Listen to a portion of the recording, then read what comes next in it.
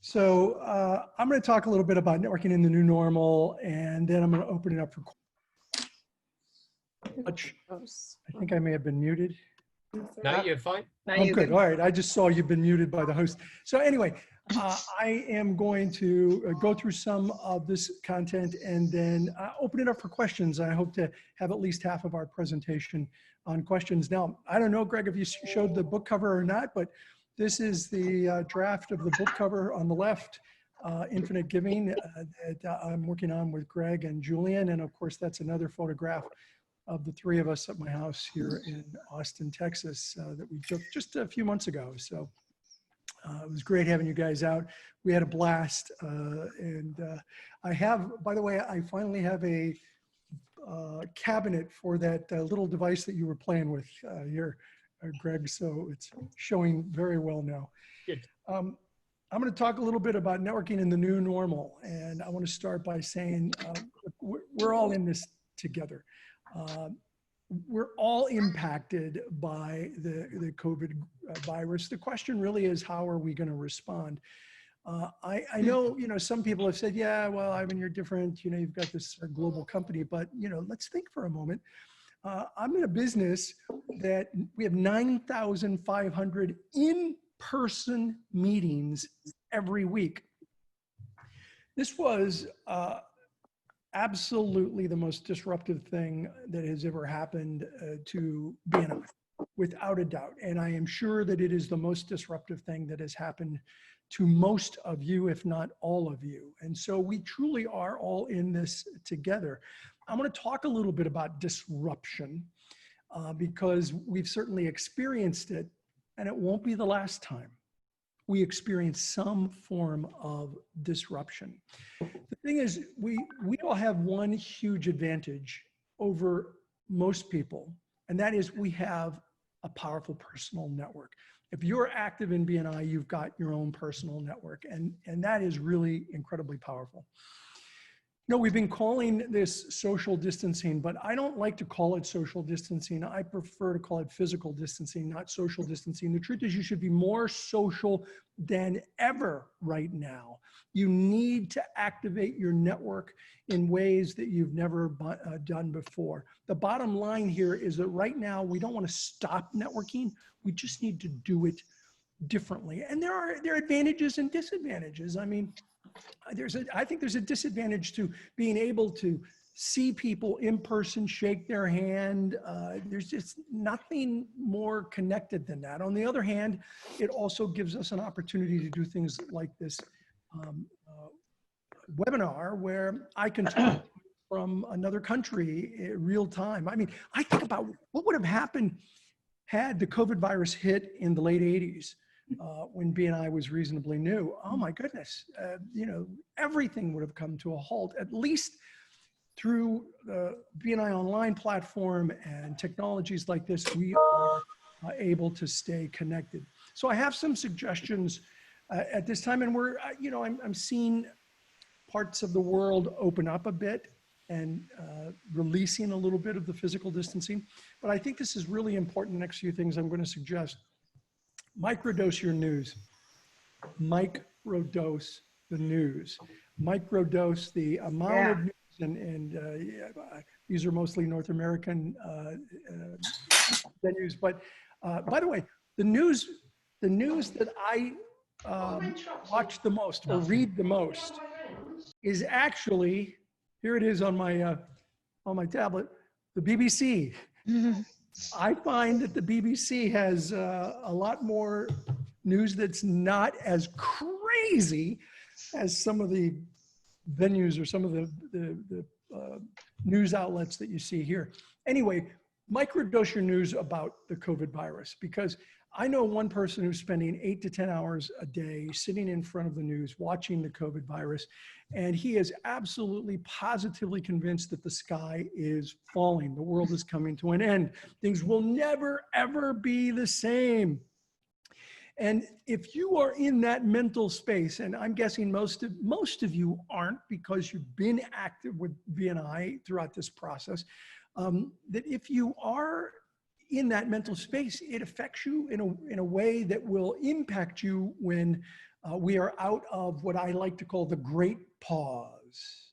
I don't like to call it lockdown or a quarantine. It is the great pause. We have all been put on pause. And when we are all released, I think those of us that have continued to activate our network and work our network are going to be much more successful. And so the key right now is to look for solutions, not be obsessed with the problems. Whenever you're faced with a challenge, focus on the solutions, not the problem. If all you do is focus on the problem, you will be an expert at the problem. If you focus on solutions, you can become an expert on solutions. There's a really good book written by one of your countrymen, Mark McCurgow in the United Kingdom. And he wrote a book called Solutions Focus, and I highly recommend it. Mark is a good friend of mine, and he talks about the importance of looking for solutions in the midst of problems. And that's certainly the approach that I like to use in business. The worst thing that we can be doing right now, and when we are released from the great pause, it's very likely that we're going to walk into a recession. And so we're going to have a 1-2 punch. The worst thing that we could be doing is throwing a pity party for ourselves. They don't work. I know. I've done them for myself.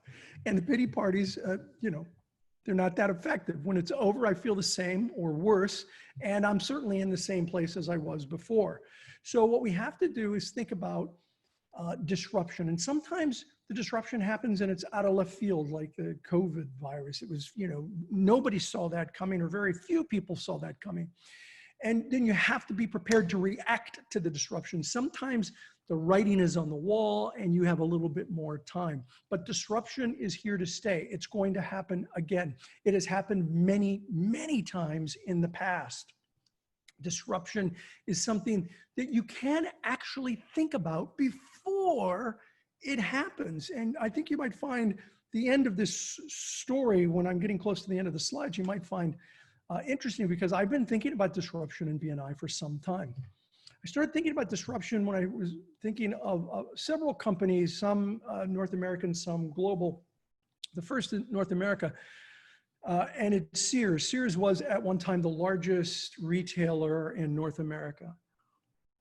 For almost a century, the Sears catalog was the go-to book for ordering things, mail order. You could even order a house that got delivered in an 18-wheeler tractor trailer that you could assemble yourself out of the Sears catalog. So you could order just about anything out of the Sears catalog. What I find interesting, that because they were the 800-pound gorilla at one point in terms of retail. And in 1993, they decided that the catalog business just was no longer a viable business in 1993. And so they shut down the Sears catalog. 1 year later, Amazon opened their doors. 1 year later, Amazon saw that the catalog business wasn't dead, that it was just moving from a physical book to a digital platform. And Amazon was created 1 year after Sears closed. Sears could have been the Amazon of today, but they were highly, highly disrupted and had filed bankruptcy a couple of times, reorganized under bankruptcy several times in the last 15, 20 years. Here's another one, and this one I find truly amazing, and that is Kodak. A friend of mine retired from Kodak many years ago, and he told me that the corporate blunders in Kodak were absolutely staggering. I think that's particularly true because Kodak invented the digital camera. Kodak invented the digital camera. They got a patent on the digital camera in 1978. And they decided that they didn't want to pursue digital photography because they didn't think anyone would ever be looking at photographs on a computer. And so they licensed their digital platform to other companies, which now, of course, everybody takes the overwhelming majority of their photographs on their telephone. So that is mind-boggling to me that they could have been the Apple of today had they understood that digital was the wave of the future and that photographs I mean, you think about it, Apple was a computer company that then created telephones. Kodak could have been a film company that went into telephones, but they chose not to pursue the technology they created. Here's the last one I want to share with you about disruption, and that's North American company, but it was huge. It was a video store throughout North America. And at one point, Netflix went to Blockbuster and asked Blockbuster if they were interested in buying them for $50 million. Blockbuster said no, twice. They were asked twice. Both times said no. As a matter of fact, the president, Jim Keyes, the CEO of Blockbuster in 2008 said, in 2008, that's only 12 years ago, said, Netflix isn't even on our radar as a competitor. Today, Blockbuster is non-existent, and Netflix is a multi-billion dollar company, billion-dollar company. And so these are businesses that have all been disrupted. We've all experienced some disruption. In some professions, we're going to be disrupted even worse than the COVID virus, as these companies certainly have been prior to the COVID. So what does this mean for networking and connecting with people? I believe that our online platform, we created an online platform combining legacy systems and archaic written reports. I'm talking now about BNI Connect, not BNI Online. We created BNI Connect starting in 2010, released in 2011. And so we saw the writing on the wall that it was very important for our members to be connected globally. And so in 2010, 2011, we released BNI Connect without much fanfare because it was not very good. And it struggled, but we came along and it improved, and we have the mobile app, which is much better. And that was the last major piece of technology that really had a huge impact on BNI. Now, interestingly enough, I started doing a variation of this presentation 2 years ago. And even then I was saying, you know, what's this? This is me at one point during the lockdown where I didn't shave for a long time. So what do I see as the future of networking? And for the last 2 years, I've been saying that BNI needs to lead the disruption, not be disrupted. We need to lead the disruption. And looking ahead, I believe that we are going to see more and more mixed reality technologies where you have computer, the environment, and people through holographic imaging or through various forms of mixed reality, 3D technologies. These are the things that we will be seeing more and more in the future. In fact,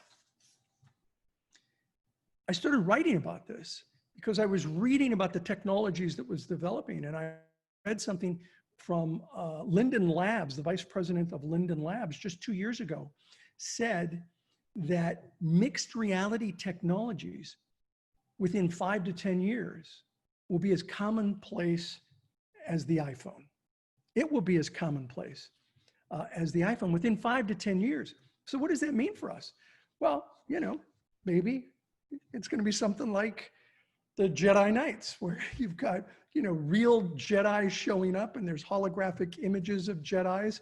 If we ever get to that point, if I live long enough to get to that point, I want to be Obi-Wan Kenobi. I'm just putting that out there right now. I want to be Obi-Wan. I do think the future of networking is going to be highly impacted by technologies. And I've been talking about this for 2 years.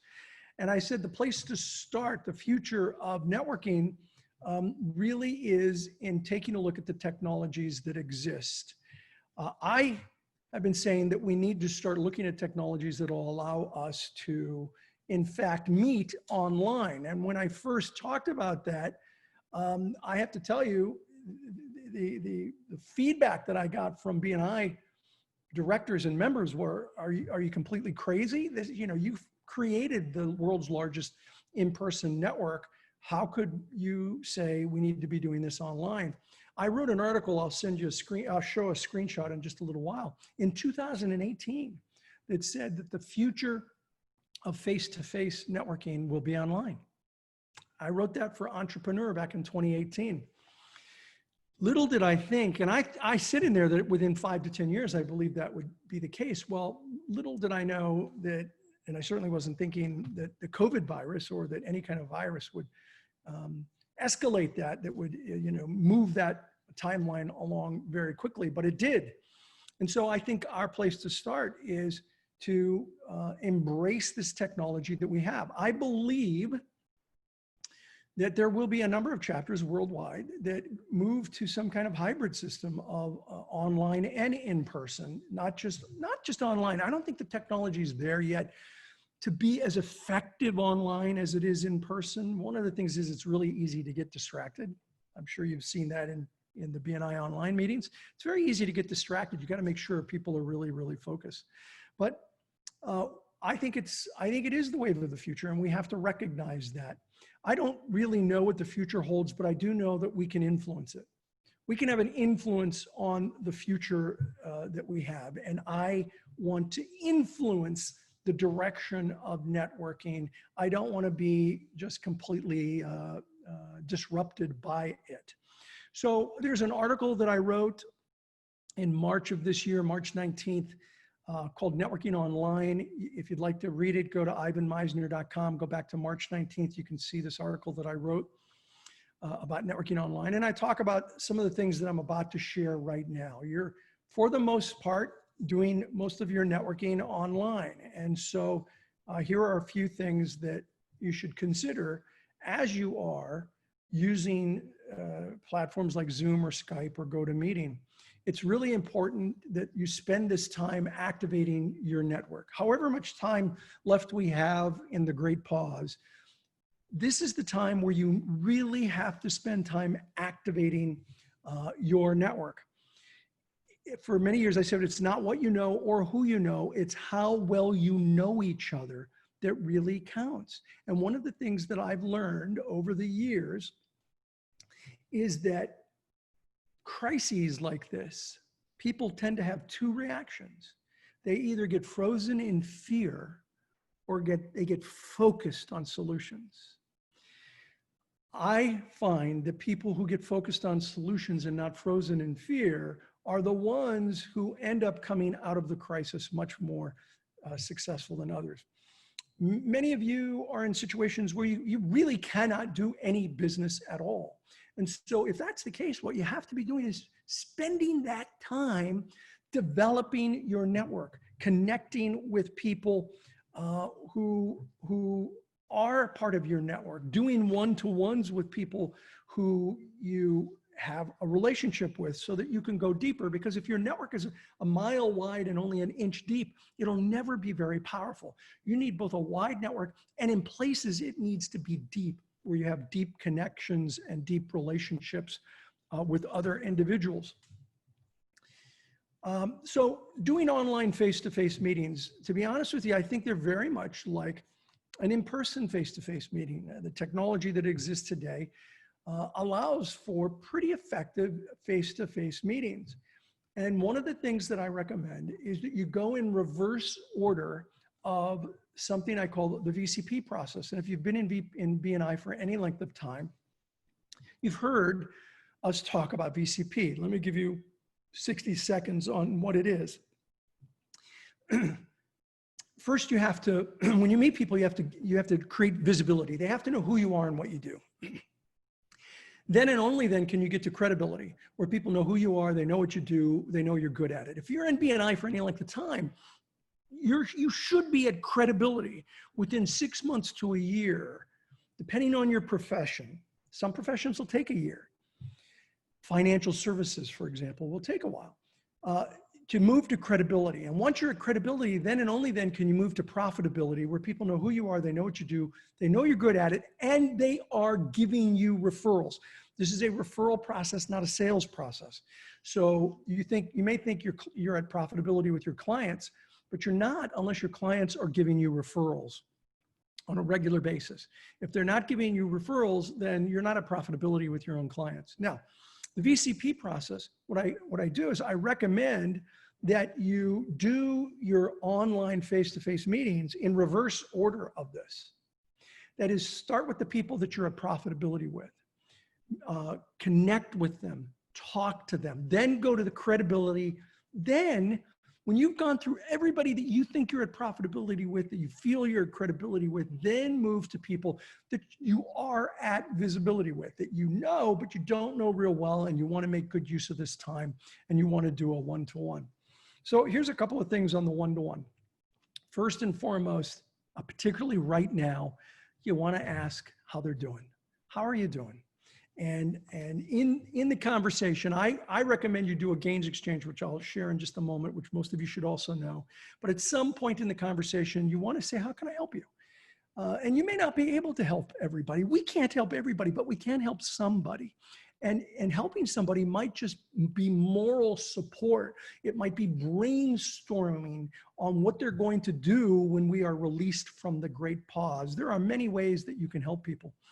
I was doing a live radio interview with a big radio show here in North America, and we're on air live. And the host said, "Oh, that tired old phrase, that doesn't work anymore." He said that online. I mean, while we were on air. And I said, well, actually, I think it works pretty well. You don't have to use that exact expression. You can say it in other ways. He said, no, it doesn't work. That doesn't work. So I didn't want to argue with him online, and we moved to the next topic. And it was a great interview. It was very good. And at the end of the interview, other than that one little thing, at the end of the interview, the show is over, and we're off air, and we're having a conversation. And he really did a good job on the interview, other than that little bump. And I said to him, well, what kind of people are you looking for to interview? And he gave me different fields that he was working in, that he really wanted to bring people in. And I named two really, really well-known individuals in business. And I said, I think this person would fit that category, and that this other guy would fit that category. Would you like an introduction? And he said, you know them? I said, yeah, I know them pretty well. I'd be happy to ask them if they would like to be on your show. He said, well, that'd be incredible. Thank you so much. So that day I reached out to both of them. They responded immediately. I mean, we're all in the middle of the great pause, so they're looking for things to do. They said yes. I responded back to the radio talk show host, and I said, hey, they already emailed me. I will send you an email after this making a personal introduction, and then it's up to you. They're interested. They are willing to be interviewed. So here you go. He wrote me back and he said, thank you so much. I really appreciate it. And I wrote him back one last time, well, almost the last time, and said, and that's the way you can say, how can I help you, without using those words. He wrote me back one last time and said, one word, touche. And I did one last response to him, and I said, it's not touche, it's walking the talk. It's showing you that helping someone, you don't have to use that phrase, helping someone in some way makes a stronger connection. And when you can make that stronger connection, you make a difference for them. When you make a difference for them, then you're more likely to build a relationship. And so it is so important to continue to use this strategy in the one-to-ones you're doing. Now, I recommend it in one-to-ones, even with people that you feel you know pretty well, even if with people that maybe you've done a gains exchange with in the past, I'd recommend you do a gains exchange again. The original book that this was in a book called Business by Referral, which is no longer in print, but you can find it in a lot of BNI material. The gains exchange, it's an acronym. It stands for goals, accomplishments, interests, networks, and skills. You can also find it in Networking Like a Pro, the second edition, not the first edition, but the second edition, which is what this is. I recommend that when you do the one-to-one, online or in person, that you actually, one of the challenges is that sometimes people Sometimes if you let somebody go through all their goals, all their accomplishments, et cetera, then the hour is almost up with some people. And so I recommend that you bounce back and forth. You give me your goals, I'll give you mine. You give me your accomplishments, I'll give you mine. And then we share. Now, the reason that we created this gains exchange was to find overlapping areas of interest. That's the key, finding overlapping areas of interest. When we were testing this for the original book written back in about 97, I think, maybe 96, Business by Referral, when we were testing this, we tried it out in a BNI chapter and we passed it out and we put everybody in dyads in groups of 2. And these 2 guys, both been in a chapter for about 9 or 10 months. They'd never done business together. And one of them said, hey, you know what? We really don't want to do this. I said, why? He said, because this is what he said. He said, because it's weenie. It's silly. We don't want to do it. I said, okay, well, look, just try it out. Just give it a shot. And I'm going to give a form at the end. And if you still think it's silly, write that down. If you think it's weenie, right? This is weenie. I didn't want to, I didn't want to do it. It didn't work. He said, fine. So the 2 of them did it. They only got as far as interests. When they got to interests, they found out that they were both coaches for their sons' soccer teams or football teams, as you call them. They were both coaches for their son's soccer teams. That's it. Forget about networks and skills. They never got to it.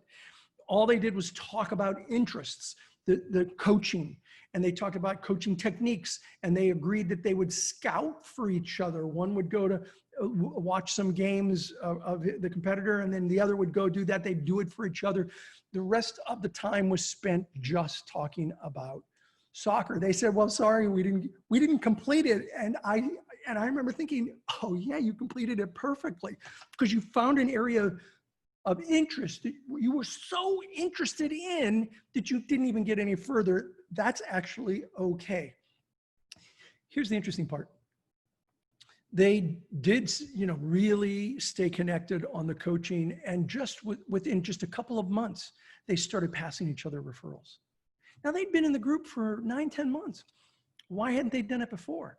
Because they really didn't have a relationship, but they did after this. And so the gains exchange is such an effective technique to use in one-to-ones. I urge you to use that in the one-to-ones that you do. All right, I'm gonna wrap it up and open it up for questions in just a few minutes. You can weather this storm. You can weather this storm. You can be empowered by utilizing that network of contacts that you have in BNI, because this will pass. And when it does, you will be better positioned than your competitors to be released and to do business. Take this time to focus your efforts, to pour into yourself. Now I'm singing to the choir because you're on this webinar. You're pouring into yourself. You're using this as an opportunity to learn. But also, I think it's time to pour into others, to go deeper in that relationship that you have with other business professionals, particularly your fellow BNI members, so that when we are released from the great pause, you have a stronger relationship with your BNI members, not a weaker relationship. I mentioned an article that I wrote. This was the article I wrote on entrepreneur.com in 2018. Take a screenshot of that if you want. The title of the article is Why the Remote Meetings of the Future Will Be Face-to-Face. I wrote this in 2018, and I said, networking meetings in the future are going to be, many of them, not all, there will be, I still believe, in-person meetings, but many of them are going to shift within 5 to 10 years to some form of face-to-face. I started doing a variation of this presentation a little over 2 years ago to get people used to the idea that online meetings could work. As a matter of fact, one of the goals I set, I'm a member of an organization called the Transformational Leadership Council, which is an organization started by Jack Canfield, who wrote Chicken Soup for the Soul and Success Principles. And I was at a meeting in January, and one of the goals I set for the year was that by the end of the year, I just wanted the top management of BNI. I just wanted the top management to conceptually recognize that online meetings would work. Little did I know that 3 months later we would be doing online meetings, because within, actually to some extent, that very month, later that very month, Graham Weimiller, who's the CEO of BNI, I have to give him incredible credit. He was looking around a corner and saw what was about to take place. Because later that month, he said to me, we're gonna switch all of our chapters in China to online. I'm like, really? He said, yeah. I said, not just around Wuhan province. He said, no, we're gonna do it throughout all of China. Okay. We flipped China in January to BNI online. We flipped Italy in early February. We started flipping other European countries in February. By March, the entire world had transitioned to BNI online. Thank goodness the management team and the organization had been thinking, I'd like to think I maybe have possibly just planted a seed that was, look, disruption lies ahead unless we embrace it. BNI has had a history of embracing technology. I mean, think about it for a moment.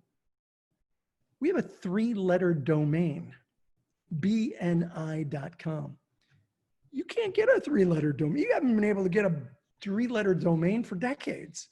We embraced technology early on. I don't view technology as the enemy. I view it as a tool. It's a tool that can be misused. It's a tool that can be used effectively. But it is a tool.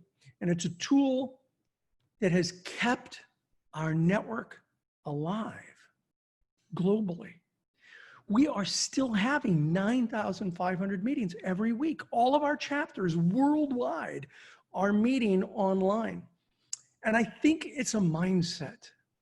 And that mindset has to understand that if you wait until tough times are over, your business is going to be over. That you can't wait for things to just happen to you. That when they do happen to you, you have to be willing to step up as quickly as you can wrap your head around it and move forward. And then you need to be thinking about the next potential disruption that can take place, because it's a never-ending journey. I think disruption will continue to happen throughout my career and throughout your career. And I do believe it's a mindset, as I believe that the mindset that we're in now is very important. That's why I say microdose the news. I believe that hope is more powerful than fear. Hope is more powerful than fear. Hope and action leave fear in the dust. Have hope, create a plan, take action. People who do these things are going to come out of the current crisis that we're in, the great pause, and they're going to be in a much stronger position. I had someone, I talk about it in the last podcast. Take a look at BNI podcast.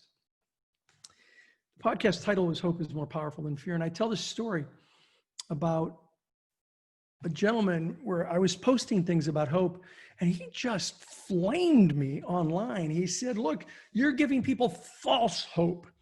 This is a disaster. Things are horrible, and you're giving people false hope. And I talk about him. It was a gift, I say in the podcast. He gave me a gift. The flame was a gift because it gave me an opportunity to talk about mindset. His head is in a completely different universe than mine. I believe that our future can be influenced by us, that we can make changes, and that we do that by beginning with having hope, then creating a plan and taking action. Hope is that little voice inside you that says you can when everyone around you is yelling, we can't. That's what hope is. Hope and a plan and action becomes success.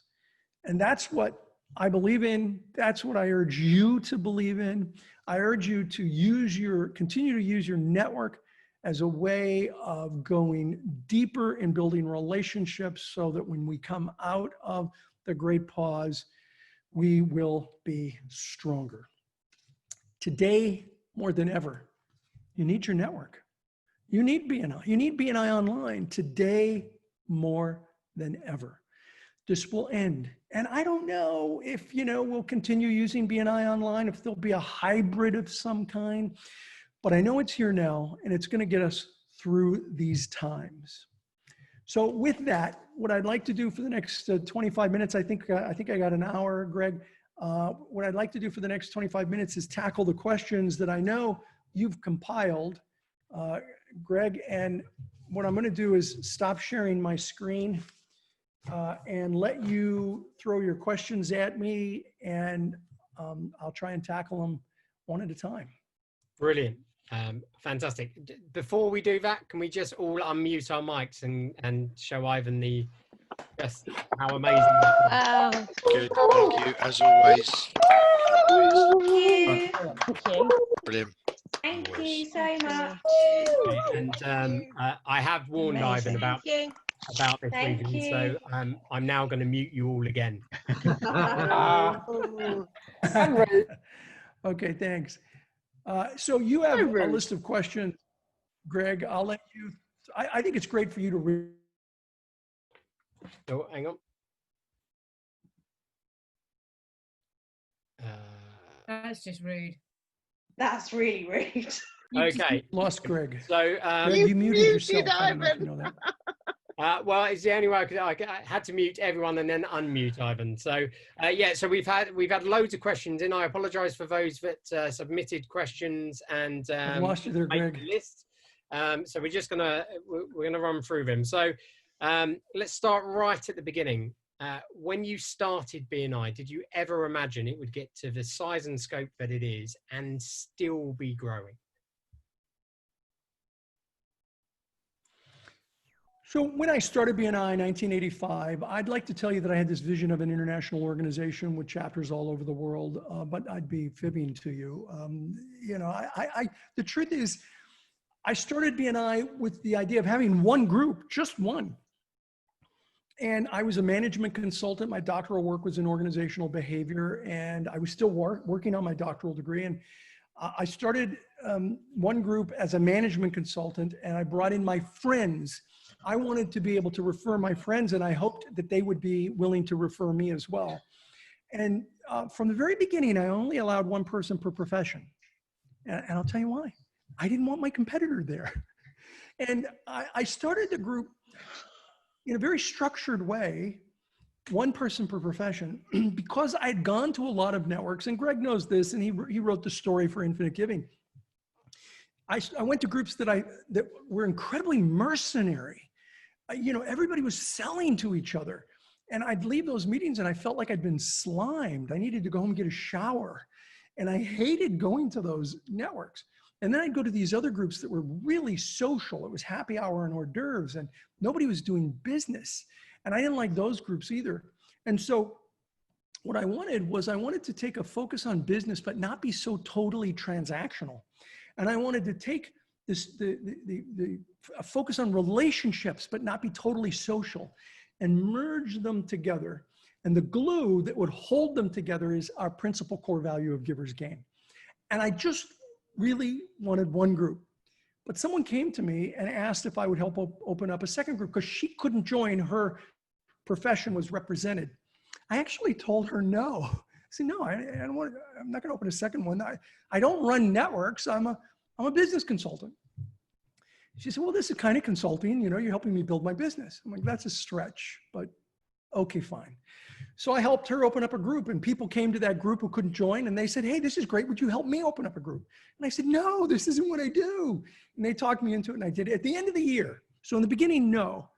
But in December of that same year, I always take a few days off between Christmas and New Year's, and I reflect.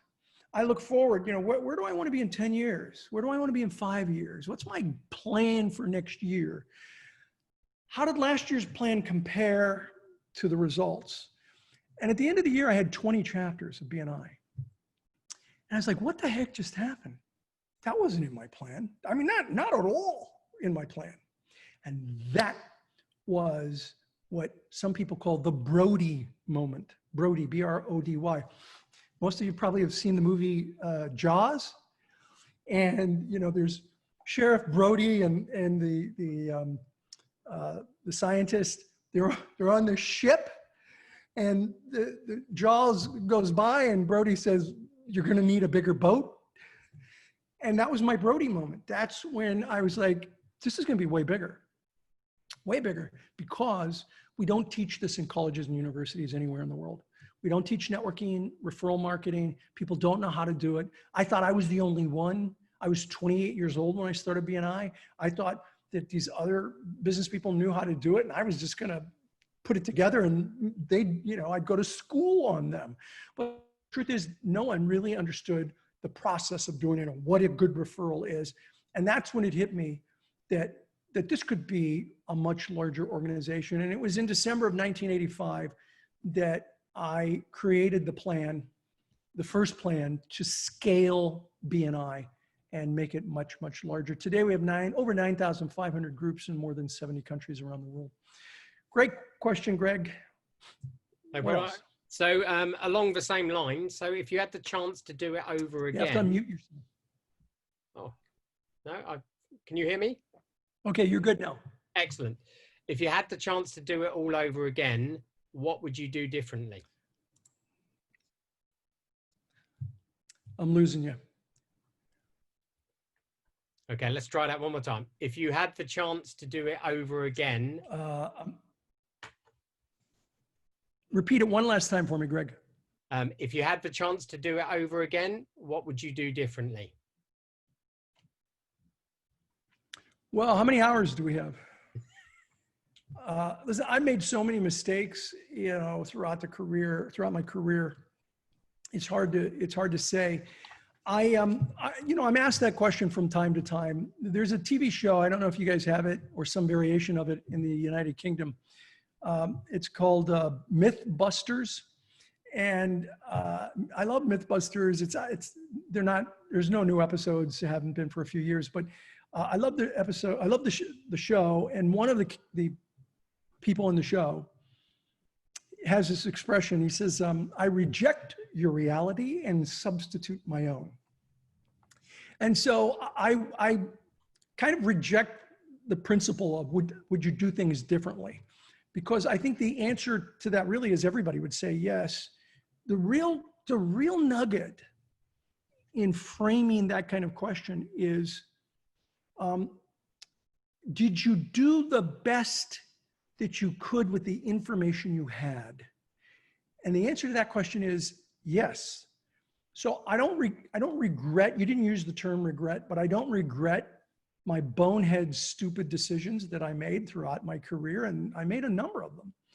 I don't regret them because I made them with the best information that I had at the moment. I think people really truly have regrets about decisions they've made when they don't live their values. I think that's really important to know what your values are and to live those values. And when we push the boundaries of our values or we break our own values, that's when we realize we really did something that we should have never done. There's a lot of things that I did that I would do differently today, but with the information that I had at the time, I made the decisions that I thought were best, good and bad. Hope that answers the question. Yeah, fantastic. And so one link to that, what was the worst mistake you made? And more importantly, what did you learn from it? What was the worst mistake that I made? I think the worst mistake was related to BNI Connect. So in the mid 2000s, 2002, 2003, 2004, all the way through maybe 2007,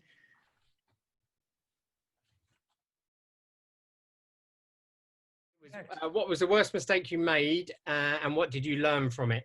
Yeah, so it was related to BNI Connect. I allowed multiple countries to have their own programs, and I thought cream would rise to the top, and it didn't work that way. What happened were silos were created, and every country that had their own system was willing to die on the hill fighting for their system to be the one that we all went to. The problem was nobody in any other country liked any particular country's program.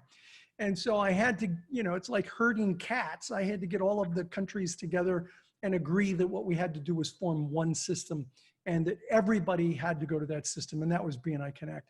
The biggest mistake I made was allowing countries to develop their own systems.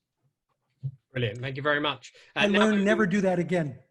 Take the lead. Now moving to the current climate. So what would you say to any member that is still focusing too much on the challenging aspect of this different period?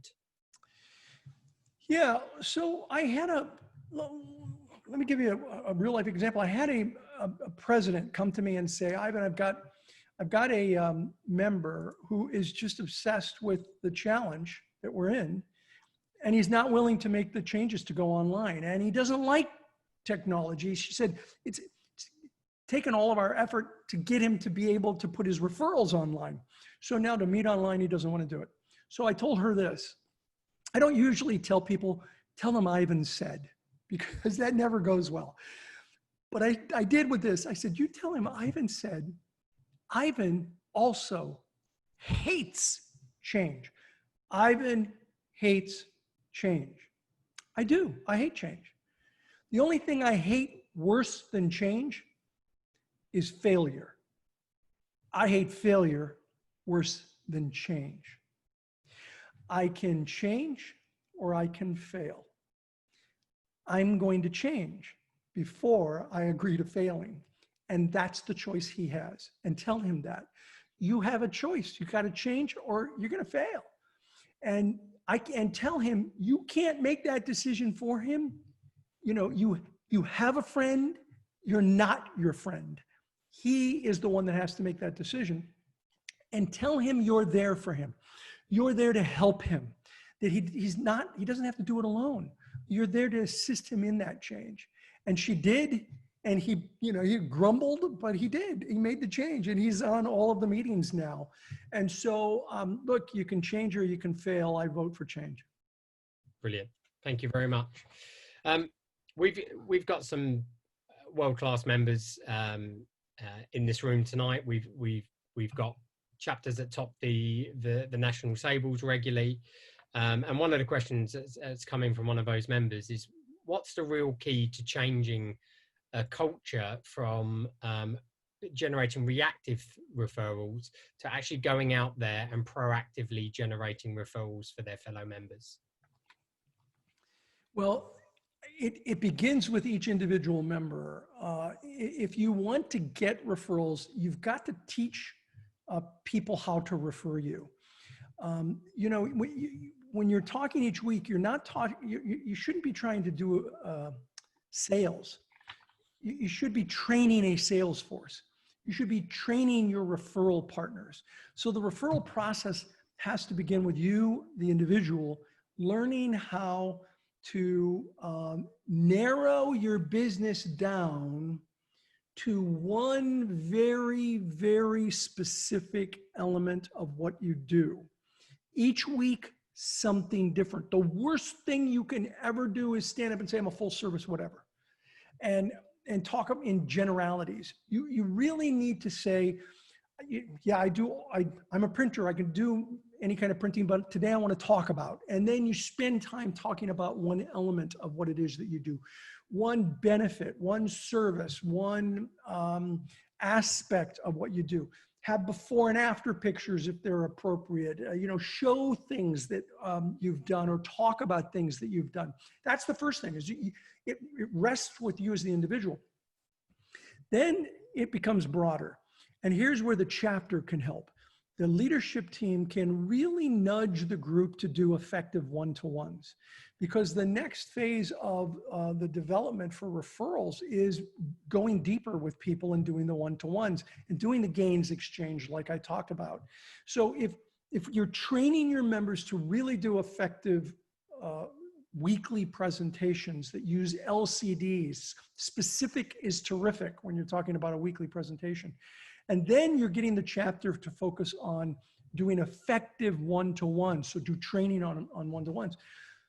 That's the way that you start generating more and more referrals within a group. And you want, you don't want referrals to come just from a member using you. You want referrals coming from members referring you. And that comes when you make it easy to refer them. There's a lot of podcasts that I have on this. One is, I don't know the number, I'll look while you're asking me the next question, but it's, it might be called I Can't, I Need, I Want. I can't, I need, I want, I don't know. This is a referral process. Think about your business. What would someone say if they started the conversation with I can't, or I need, or I don't know, or I want? What would be some aspect of your business that would begin with that sentence? I mean, for BNI, it'd be easy. I need more referrals. Okay, BNI is all about that. So think about your business. If someone said, I need, what would they say next? So what you want to do is you want to go to the meetings and teach members what to listen for. It's called the language of referrals. I can't, I need, I want, I don't know. As you're asking me the next question, I'll find that podcast, but it's a great way to teach people how to refer you. Okay? Ivan, I appreciate we've had a technology fail. We're on the hour. Have we got time for Yes, I do. Absolutely. My apologies for the technology problem. So yeah, I'm happy to go along. Brilliant. So let's end with a doozy. So when you retire and look back on your working life, will you be proud that BNI is enough of a legacy for the world? And what's the next thing to come from Dr. Ivan Misner? So, it's funny as I get a little more gray hair, that question is asked of me more and more. By the way, the episode is 404, standing in the middle of referrals,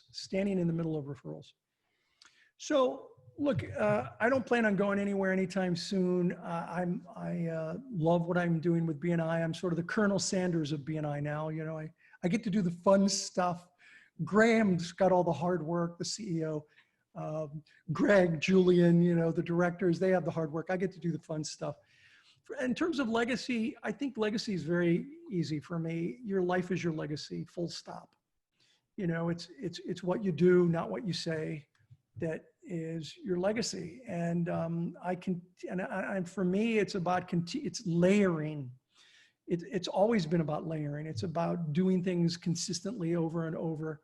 And I plan on continuing to do things consistently over and over. Like, Greg and Julian and I are doing that new book, Infinite Giving, about the 7 laws of givers gain. I think that adds to the library of content that I hope will last long after I'm gone and help to continue to grow the process of networking and help BNI members. So I think your life is your legacy and mine is what it's been, like it or not.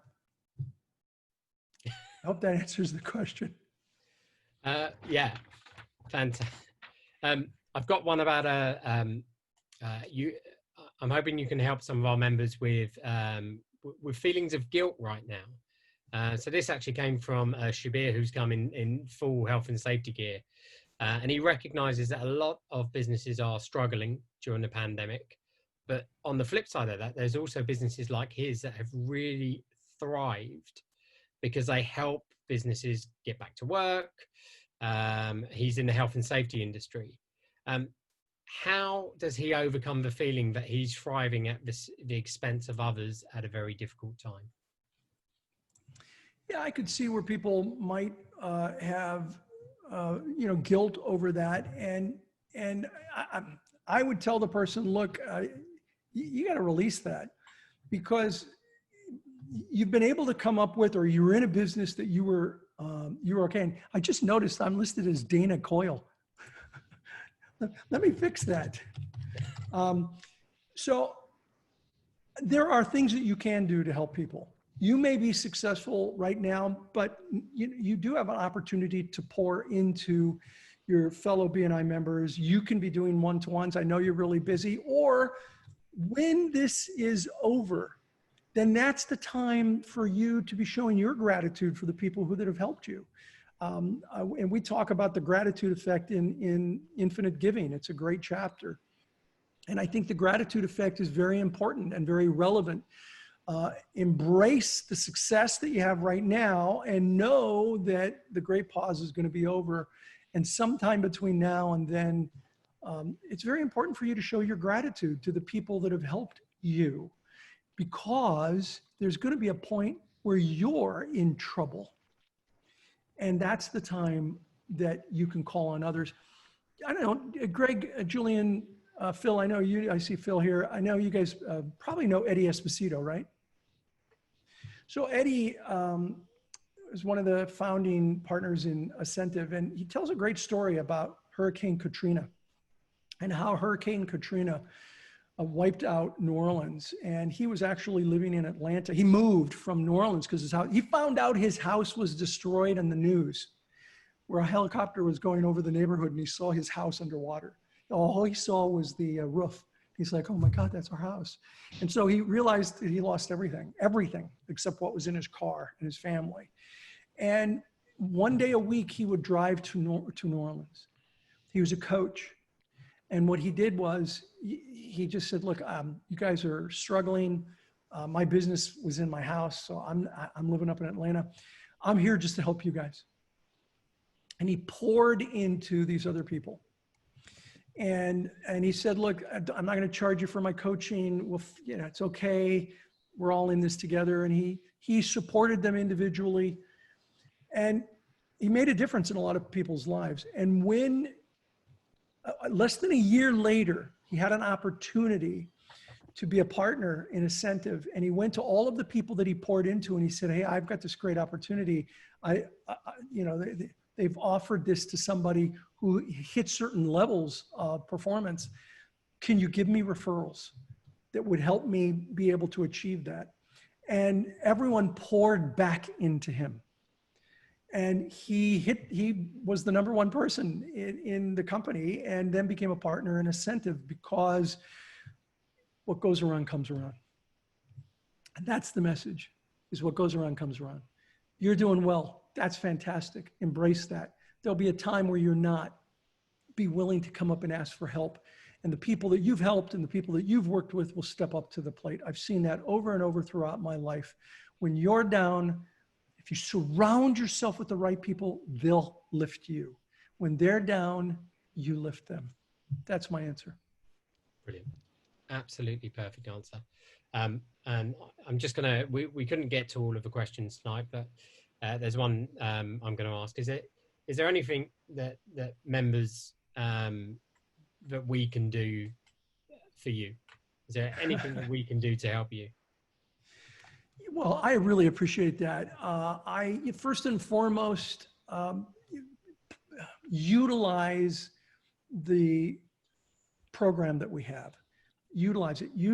That really, it makes my heart sing to see BNI members embracing one another in the BNI platform, and being engaged in BNI University, coming to webinars like this. That's what members can do for me. I mean, this is the career that I have wanted to do, and I really have wanted to help make a difference in people's lives. And I think this kind of work can make a difference in a lot of people's lives. So continue it. Don't let go. Don't give up. Things are tough right now. I got that. They're tough for all of us. It's been, we've let go of a third of our BNI employees are furloughed. They were let go. At least we hope to bring most of them back, but we don't know. And so everyone's affected by this. Don't give up. Hang in there. That's probably the most important thing. On a real specific level, I'm always happy to do interviews. If you know somebody that does podcasts or interviews, that's always a great referral for me to be able to talk about networking and talk about BNI. So if you know somebody that runs a good podcast or a good interview, especially in the UK, I'd love to do more stuff in the UK. Feel free to have them reach out to me. My email is misner@bni.com, MISNER @bni.com. That comes straight to me. It doesn't go through somebody. It's my last name at bni.com. Yeah, there's certainly two people I know of on the call tonight. One, Alison Warner, who was recognised as one of our members of the month. She runs a brilliant podcast series. And Suzanne James. Now, this won't be of interest to you, Ivan, because I know you're not a wine drinker. But she's doing a series on Instagram TV called BN Wine. I love it. That's great. So I'm sure you're going to receive some emails for podcasts. Right, I think so Greg says I'm not a wine drinker, but he's obviously joking. I'm going to see can I still share my screen, Greg? Yeah, of course you can. Oh, hang on. Let me make you co-host again, and then you'll be able to. Let me see if I. Right. Yeah. Oh, here we go. So this is where Julian and Greg hung out here with me for a little while. There we go. That's my wine cellar. So yeah, I kind of I do enjoy wine. Yes. Good. That's fantastic.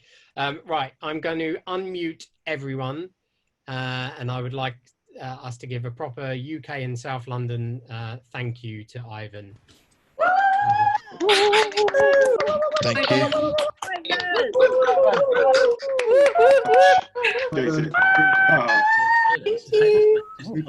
Hey everybody, I appreciate it. I love the picture, Brian. By the way, I love the picture of us in the background there. That's Windsor. That was at Windsor. That's really good. And listen, I enjoyed it. Guy, I see Guy Griffiths there. How you doing, Guy? Hi there. Look, I love talking to BNI members. So anytime any one of you want to do this, hopefully there'll be no technology issues. Thanks for sticking with me and giving me a chance to reset my modem and come back on. I love talking to BNI members and directors. So anytime. Thank you, Ivan. Thank you, Ivan.